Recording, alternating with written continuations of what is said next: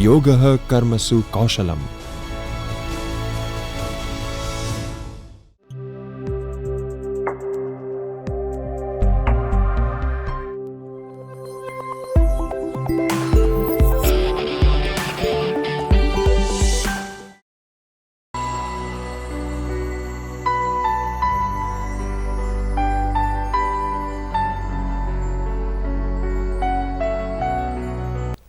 Hi, welcome to the fourth session in the course HRM for non-HR managers.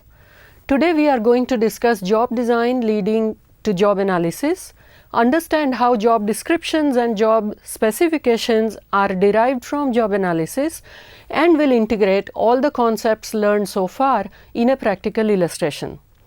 As part of discussion on job analysis, we will include the factors affecting job analysis, contemporary issues in job analysis, and how these will affect the functioning of non-HR managers. Managers routinely hire, train and pay the employees. But what if they do not have an insight in systematically deciding what each employee is expected to do? It is possible that the contribution of an employee and compensation to the employee may not be in balance in that case. For large organization with hundreds of employees working, there would be serious consequences of imbalance between employee contribution and employee compensation. Systematic designing of jobs is one approach that can help managers achieve that balance across the organization.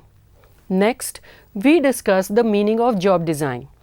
Not all the jobs in an organization can be equal source of motivation.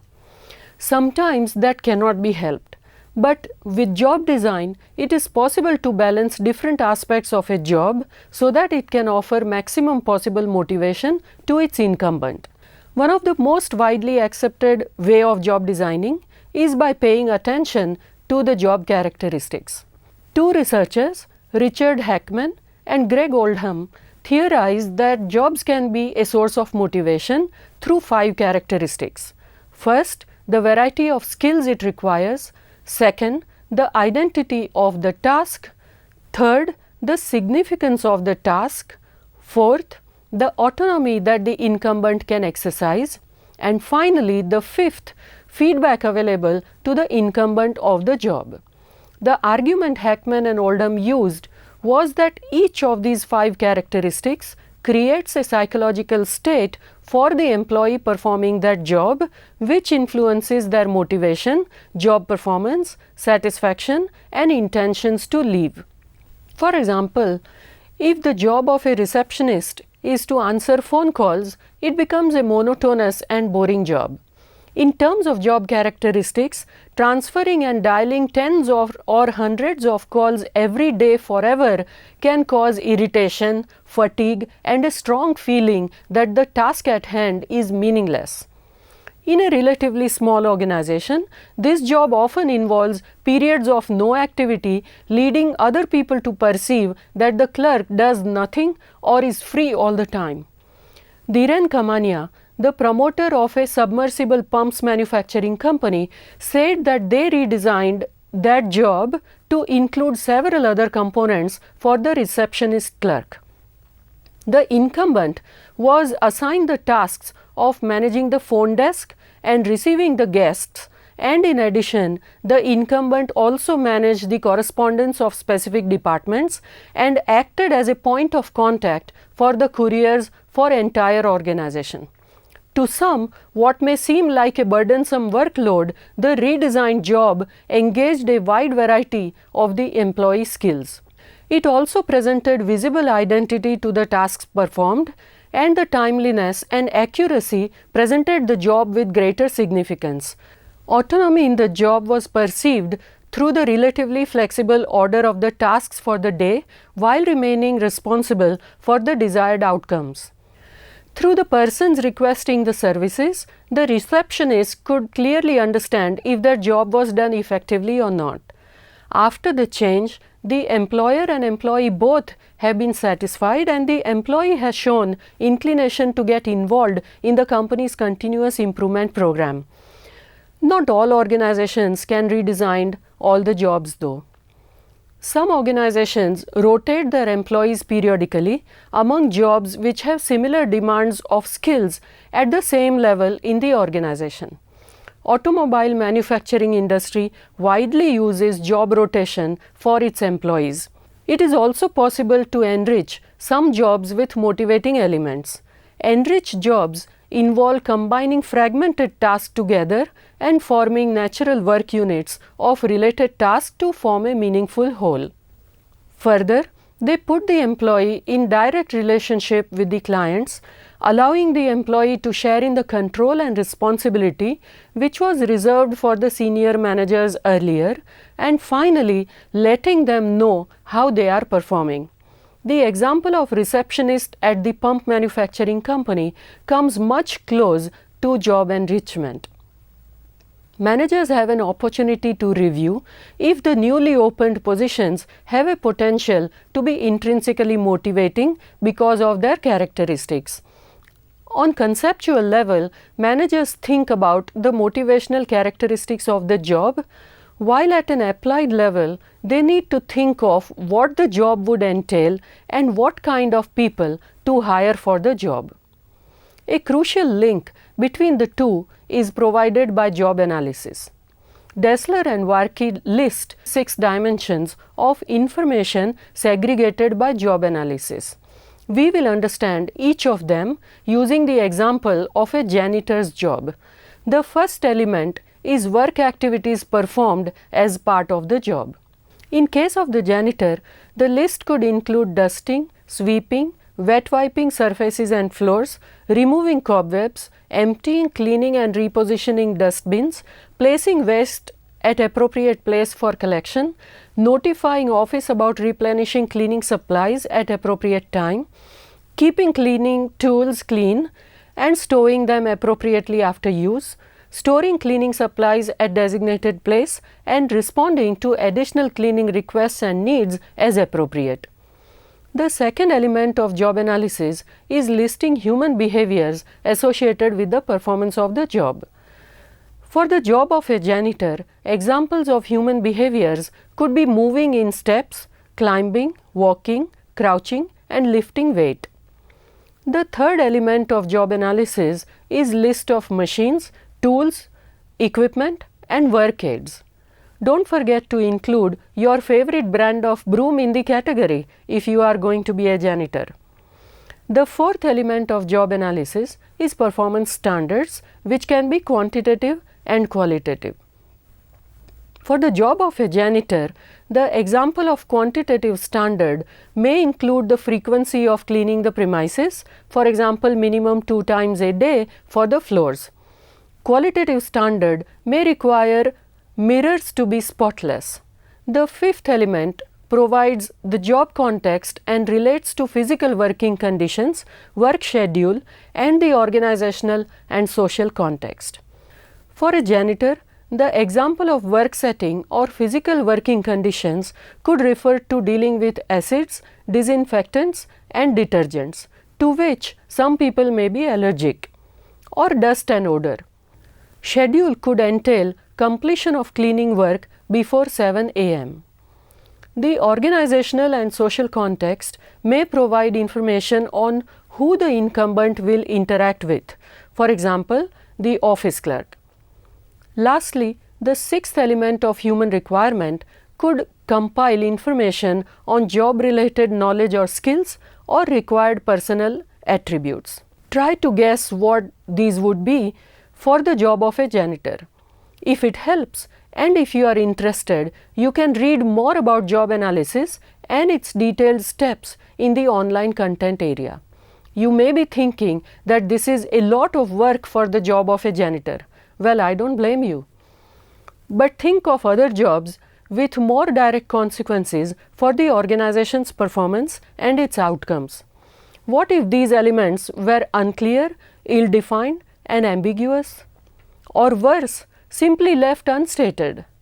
If you are wondering where the information compiled through job analysis is used, I would say you could go back to the first session and cover almost all of the functions within HRM and general management: recruitment and selection, compensation, performance appraisal, training, legal compliance, and assessing the tasks and duties which have remained unassigned. Typically, managers in small, informal and flexible organizations argue that they do not perform job analysis. That also implies that the job descriptions and job specifications may not be developed. One can understand their concerns that they do not have staff with specialized skills to perform job analysis and develop job descriptions, which are known as JD, and job specifications, which are known as JS. In a small but rapidly growing, busy business, people may not have time to work on these. Some managers may be genuinely concerned that job analysis leading to JD and JS would instill rigidity in the workplace and people would then refuse to work in other roles involving other responsibilities. There is a point in these issues. However, the issues are not beyond solutions. Sometimes the benefits of job analysis and development of JDs and JS would outweigh the cost, so to say. For example, shortage of time can be managed by taking the development of job analysis, JDs and JS gradually, one by one. If the organization is small and informal and has no HR specialist or no access to consultants, the managers can start with draft descriptions and then improve them over time using observation or help from current employees' logs. If the job roles are required to be flexible, multiple jobs may be assigned to one person. And there may be discussions, negotiations, and reassignments of responsibilities based on prevailing circumstances. If all of the HR processes cannot be based on job analysis, some of them could, for example, promotions or training and development. The fact is that as the organization grows along its life cycle, the way to leverage its creativity and vision is through establishing systems, of which job analysis is a part. Without it, what seems like flexibility may in effect breed ad hocism and confusion. Consider the figure here, depicting the organizational life cycle with various challenges and remedies for each of its phases. The figure is based on the frameworks given by Greiner in 1972 and Quinn and Cameron in 1983. The figure suggests that leadership shows the way to creativity and the organization moves from launch phase to the growth phase. But without effective delegation and control, the organization might decline. Establishing system helps delegate responsibilities effectively and exercising effective control over operations. If the job analysis has helped develop effective job descriptions and job specifications, then the organization may sustain the growth. So, we move to the development of job descriptions and job specifications. We would like to point out that not all the organizations may have the same content or length of descriptions and specifications for a given job, for example, that of a quality inspector or office clerk. In fact, the job descriptions and job specifications may change within the same organization as it evolves over time. As I said before, you can read more about job analysis and its steps in the online content area. We now move on to job descriptions. A job description is a written statement of what the worker or employee does, how he or she is expected to do it, and what the job's working conditions are. You are right, this is derived directly from the job analysis. This information is used to develop job specification. A job specification lists the knowledge, abilities, and skills required to perform the described job satisfactorily. There is no standard format for writing a job description. However, most descriptions contain the following. First is job identification, second is job summary, third is responsibilities and duties, fourth is authority of incumbent, fifth is standards of performance, sixth is working conditions, and seventh is job specification. Job identification, the first section here contains the job title which specifies the name of the job, such as supervisor of data processing operations or inventory control clerk. Job summary, the second section, maintains its significant functions or activities. A mailroom supervisor receives, sorts and delivers all incoming mail accurately, and he or she handles all outgoing mail, including the accurate and timely posting of such mail. Often it also includes general statements like performs other assignments as required with care. Some experts believe that statements like that leave the nature of the job open. As we have mentioned before, it would be better to develop two separate job descriptions and assign them to one person.